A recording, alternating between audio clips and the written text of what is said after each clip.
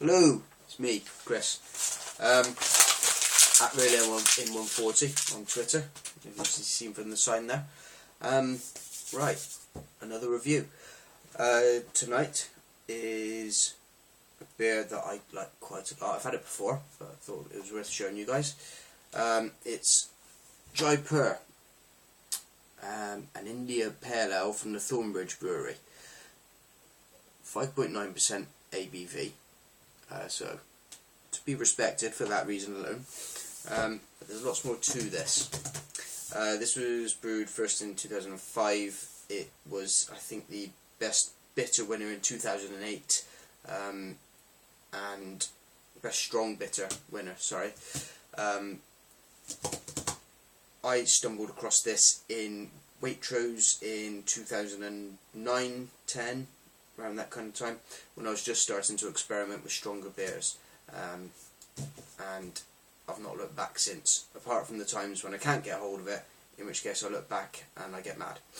So, without further ado, no time wasting on here, I'm going to open this. There you go, bit of smoke from the bottle, still coming out, tip it that way. Glass. Let's get it in there. Now, you have to watch out of this. Don't do what I've done before and put it in a lager glass, because it goes bonkers. You know the glasses with a little imperfection at the bottom, or a little circle or something like that that makes the carbonation go bonkers. It actually will give you a 6 or 7 finger head if you do that. As you've seen with a nice clean pour here, you've got a nice 1 finger head. So smell it.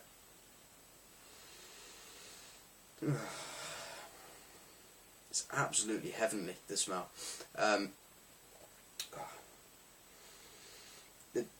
danger with this is you could end up smelling it for so long that you wouldn't drink it. It's not, actually that's not a danger at all. It's too good to not drink. The temptation alone would bring you to drink it. Picking up off of that, there's grapefruit, I think. I would pick up grapefruit from there. You can tell from the smell, it's very, very hoppy. You don't get the sense from this, and looking at the colour, I don't know if you can get the colour too well from there. It's a very light orange. It looks almost like it's getting towards the golden ales, but we all know the golden ale in this range is the Kipling, another one of my favourites.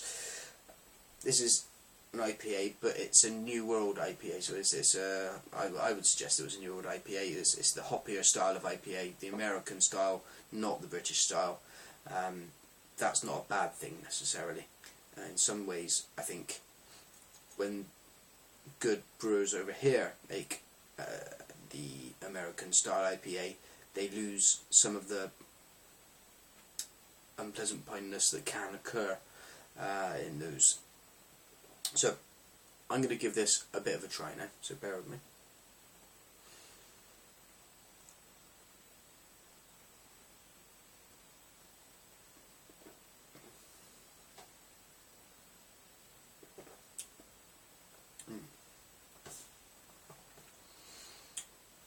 In the mouth, it's not thick. There's no as you might get with some stronger beers. There's no kind of tarriness. There's no kind of sorry, that's just nice. There's no kind of treacleness. And even though there's lots of sweet smelling fruit smells in here, it's not so sweet that is going to make you retch when it gets a little bit warmer. This does benefit from being slightly chilled. I always find it does. But sorry, I'm going to drink some more of that.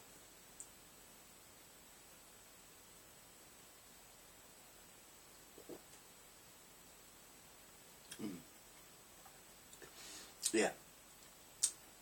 The big thing in this is that you get the grapefruit, you get that in abundance.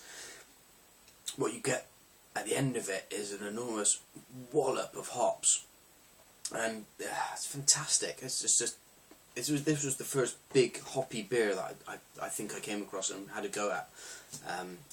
It absolutely blew my mind. I've mentioned it on my blog, which is also Real NM140 if you like blogs.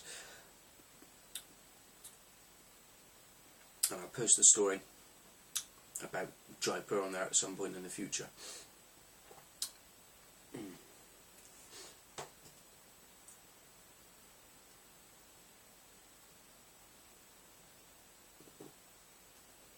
I think one of the best things about this beer, probably one of the best things this brewery does, is their carbonation is beautiful.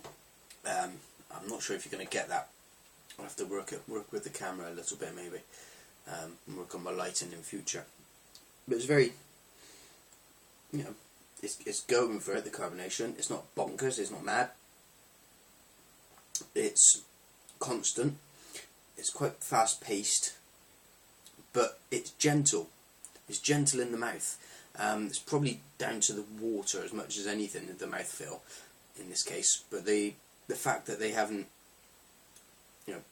pumped it full of chemicals to make it like that is a testimony to their brewing skill down there at Thornbridge.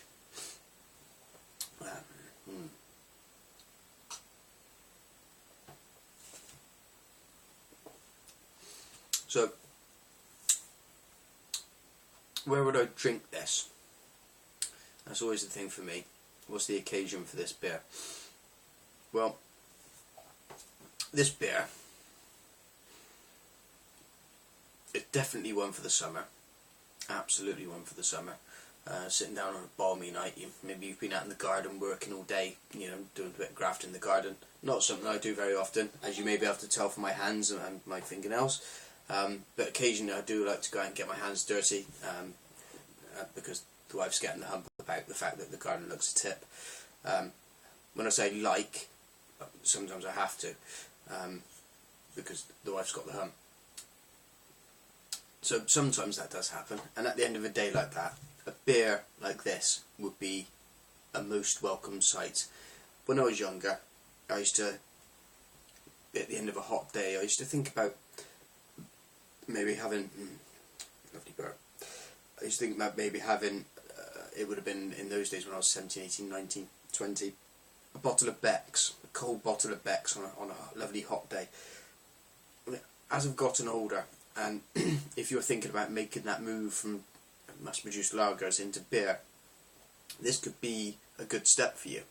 This could be the beer that replaces that kind of need for something massively refreshing, because it's so clean tasting. Even though you've got the citrus and then you've got that big hop, it's still very, very clean. It doesn't leave you with much of an aftertaste, really. You keep some of the bitters, but you could keep drinking this.